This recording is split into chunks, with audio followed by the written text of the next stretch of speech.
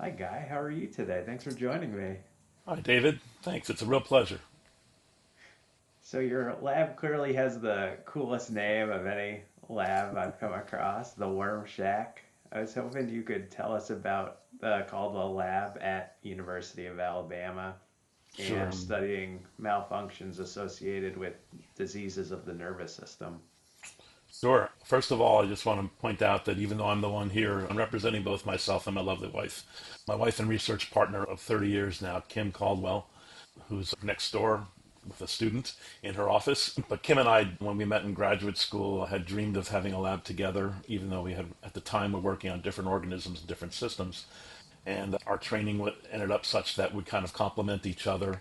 She's more of a microscopist and geneticist, and I'm more of a biochemist and molecular biologist. And so it's something where those skills, in addition to other skills, I'm a good writer, she's a good editor, those kind of things really worked out way better as a team than we ever thought it could be. If you're married with someone and go to work with them every day for 30 years, it certainly tells you that you have a strong marriage. So we recently saw Coldplay and we were not worried about being on the Kiss Cam.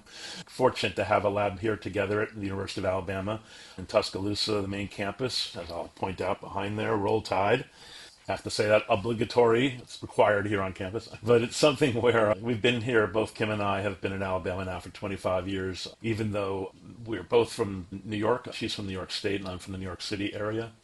But we do love it down here in the South, and especially the weather. And it's been a really great place to grow our careers from untenured assistant professors all the way to full faculty now. Calling ourselves the Worm Shack really was fortuitous in that when we first arrived here in town, and of course it's Alabama, so we had to call it a shack of some sort. But there happened to be a bait and tackle store in town when we first moved here. We were just driving by on the main road, and we're just like, "Whoa, look at that! It's called the Worm Shack." And so we went in, and it's like, honestly, we were overwhelmed with the quantity of and elaborate numbers of plastic worms and rubber worms that they had for bait and tackle. It was something that I think even David Letterman may have had them on once. It was something that was really to behold.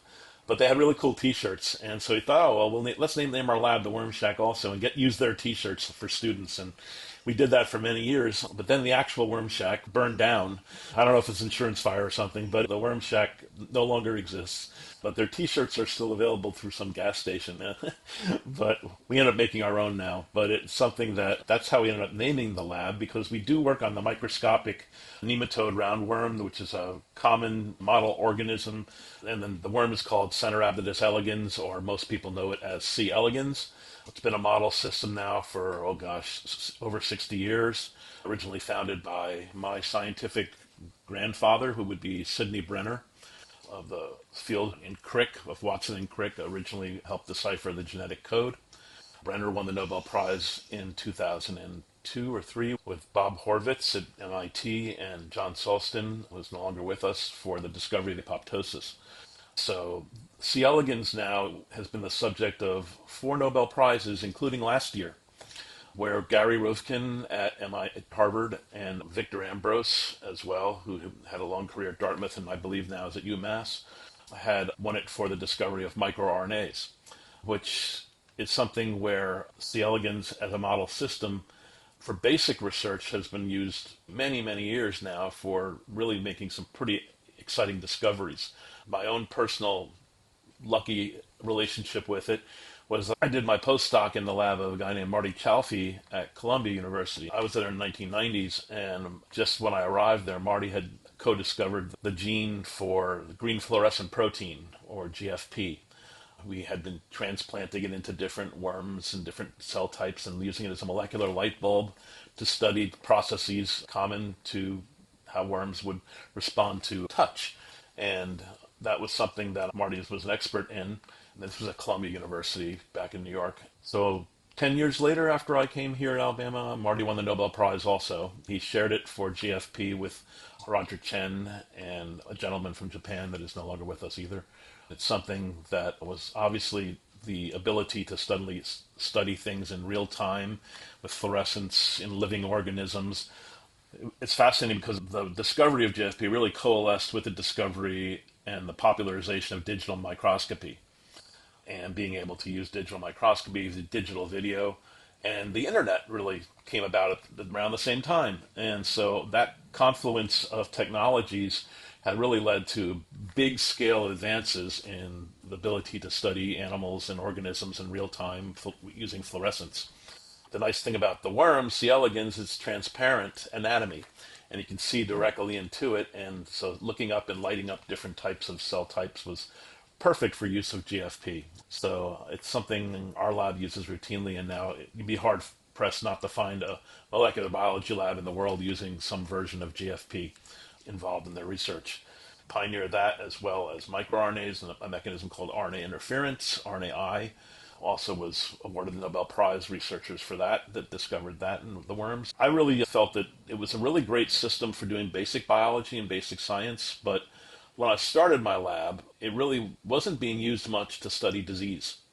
And in fact was kind of frowned upon by the academic worm community, if you will, who, kind of look at as applied research as, not being our thing. And so my lab and just a few handful of others around the world were actually directly using it to study Alzheimer's or Parkinson's and other disorders. So it was something that kind of got in the ground floor of that, and now it's obviously been something that many labs are doing. It's something where essentially it's been nice to see that grow, and I've enjoyed that aspect of being able to contribute to knowing, I can look you in the eye here on the podcast, and I can tell you that students in my lab have discovered genes that cause Parkinson's disease, Mm-hmm. and that those genes were later found in human patients or later found in mammalian models for Parkinson's and tested. But we knew about those genes from our worm work 10 years before that. So that's one of the reasons to kind of work with a simple system that allows you to grow organisms and quickly and do things that in us take 80 years before they'll appear. In the worm we study, it takes about 7 days. We are the worm shack, but the main reason, we work on worms and we're in Alabama, so we're a shack. You mentioned Parkinson's and Alzheimer's. So your research spans both common disorders and rarer conditions as well. As the approach varies across diseases, are there common pathways or mechanisms that emerge for that apply to kind of all areas, I suppose? Yeah, and I think one of the hopes is that if you hit on something that is involved with one disorder, you'll learn something or find something that will be applicable to more than one.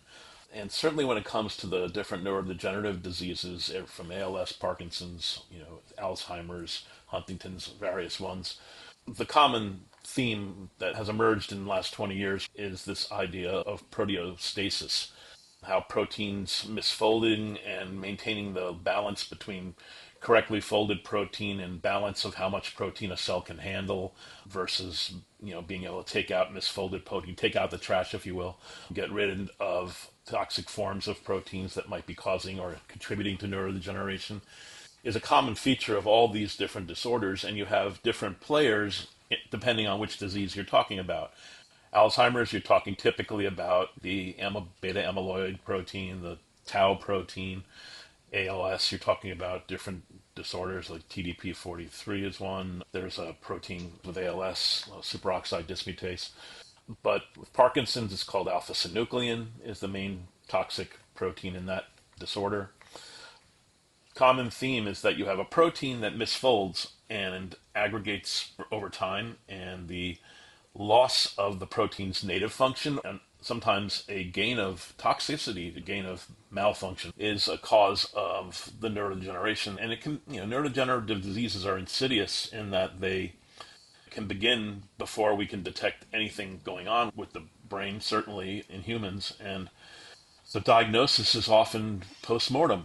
People that aren't familiar with Parkinson's don't recognize, for example, that you don't have a definitive diagnosis if someone really had Parkinson's until you can look into their brains after they die and see clumps of alpha-synuclein or some other marker that is associated with the toxicity that killed the neurons.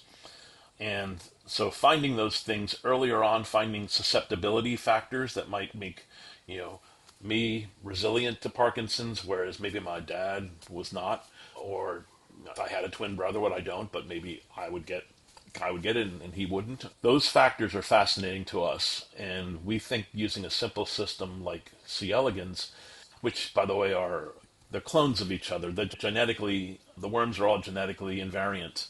So you start out with one worm. They're actually hermaphrodites. So you put one worm on a agar plate with some food, and come back in 3 days, and there's 200 of them, because they fertilize themselves. They lay eggs, they hatch, and they grow the next generation. But they're all clones of the first worm. So, as far as reproducibility of experiments, getting enough numbers of animals that are going to give us statistical confidence of the results that we're getting on maybe a gene or a drug we're studying, worms are a great way to feel that the experimental platform you're working with can give you results that you can believe.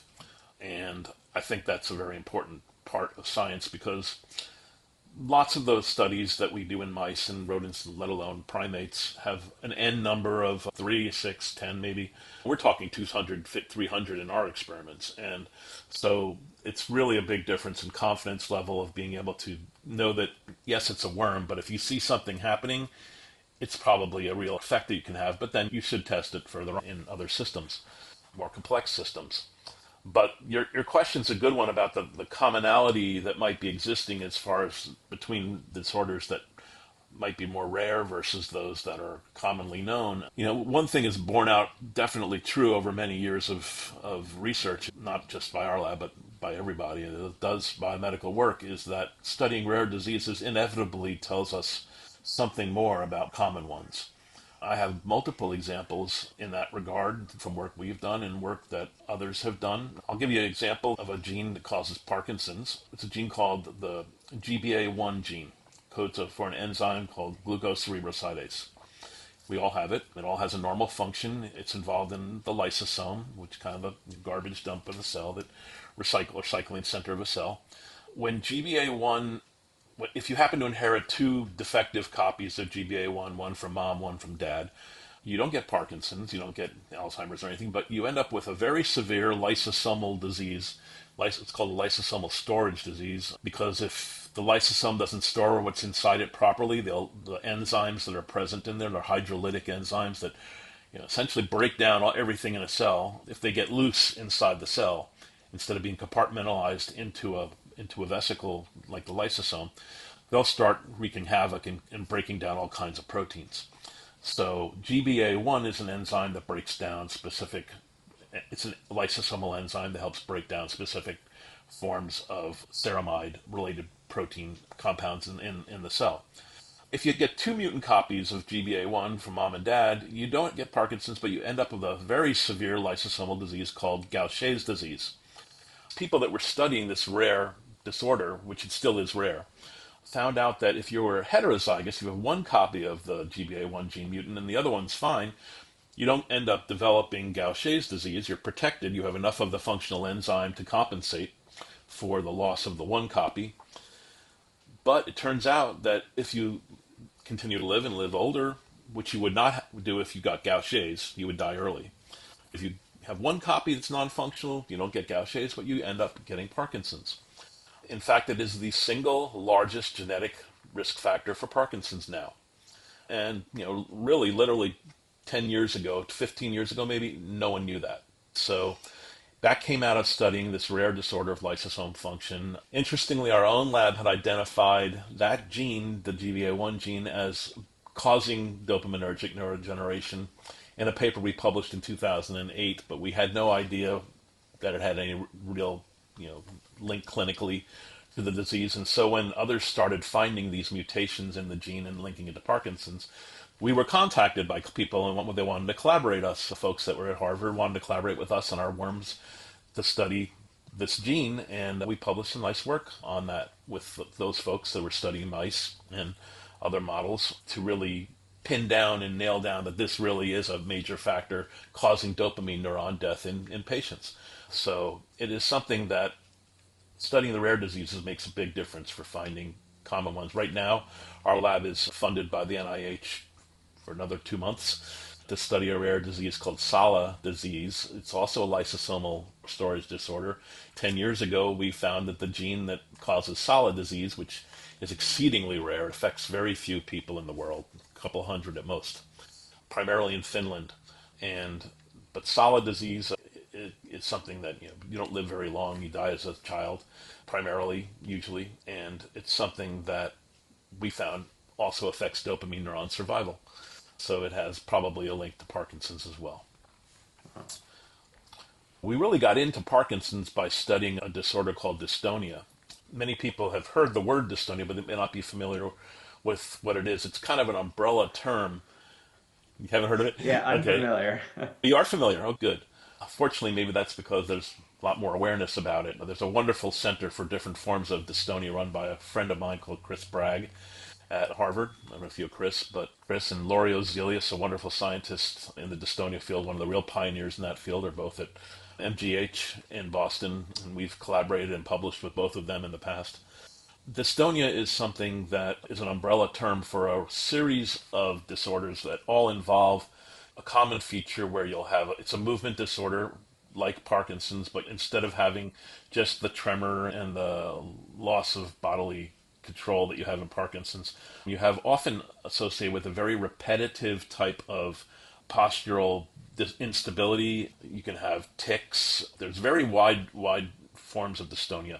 The yips, if you're a golfer, that idea that you're not able to golf because suddenly something happened to you, that's something form of dystonia. Actually, musicians can get dystonia. It's often associated with people doing repetitive tasks, and it's something that those repetitive tasks hit some aspect of our brains and tells our neurons something that is not going to make the muscles respond to the neurons properly.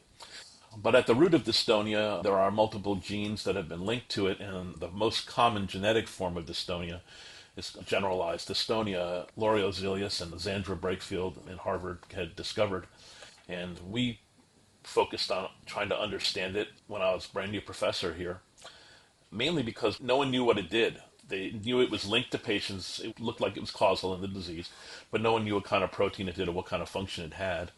And we were able to, one of the first publications we were able to have out of our lab was to really help define the function of the protein as a molecular chaperone by using worms that had misfolded proteostasis defects in the worms. And we showed that the normal function of the protein that causes dystonia was to prevent protein misfolding.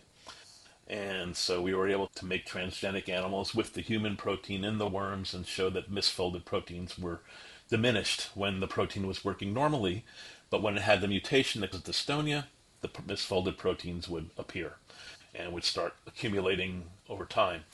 And so that really led us to our next grant, which was to apply to the brand new foundation that came out in the early 2000s called Michael J. Fox Foundation. And his foundation supported our lab for our first grant on Parkinson's, really with very little preliminary data. Just an idea that we can think we can give the worms Parkinson's, and we have worked with this gene that's related to dystonia. And they took a chance on us, and that really launched our career in Parkinson's. But we're still interested very much in dystonia, and then the Parkinson's really led to our work on Alzheimer's too. Your question is, are these genes possibly linked? And certainly from the standpoint of how a cell manages its ability to maintain a balance between levels of protein expression, levels of degrading protein that that are misfolded or might be toxic, need to be taken out of the trash. A good friend of mine, a former mentor, Dr. Susan Lindquist, who passed away in 2016. Susan was director of the Whitehead Institute at MIT. Susan was a long-term collaborator and friend of ours, and she would say something that always stuck in my head, that the amount of protein inside cells is so close to crystallization that anything that, just the concentration of total protein in any cell is so close to crystallization that anything that affects that imbalance, how much protein is soluble, how much protein is supposed to be in a membrane versus cytoplasm, etc., anything that affects that imbalance is something that can trigger a disease state. And that is even more important in cells that can, like neurons, which are very susceptible to those things happening.